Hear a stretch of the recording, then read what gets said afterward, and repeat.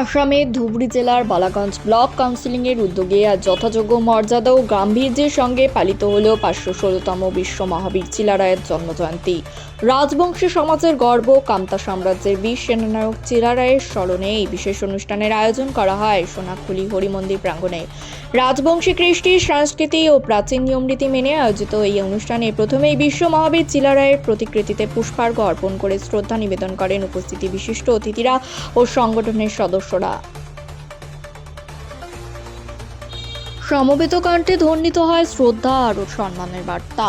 অনুষ্ঠানে বক্তারা বলেন, বিশ্ব মহাবীর চিলারায় শুধুমাত্র একজন অপ্রতিরোধ্য সেনানায়কই নন, তিনি ছিলেন আত্মত্যাগ, শৌর্য ও দেশপ্রেমের এক উজ্জ্বল প্রতীক। কামতা সাম্রাজ্যের রক্ষায় তার অসামান্য বীরত্ব এবং রাজবংশী সমাজের স্বার্থ রক্ষায় তার অবদান ইতিহাসে চিরস্মরণীয় হয়ে থাকবে।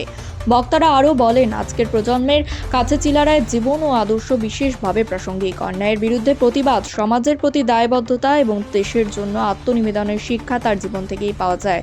এই অনুষ্ঠানে উপস্থিত ছিলেন Kamatapur state demand council central authentic affairs secretary Kamal Chandra Roy, Dhubri জেলা ভাইস প্রেসিডেন্ট দীপক রায়, জেলা assistant organising secretary Indrajit Roy, KSDC Balaganj block president Rohinikanta Roy, block secretary Nirendranath Roy এবং block women empowerment secretary Gouribala Roy সহ অনন্য বিশিষ্ট ব্যক্তিবর্গ।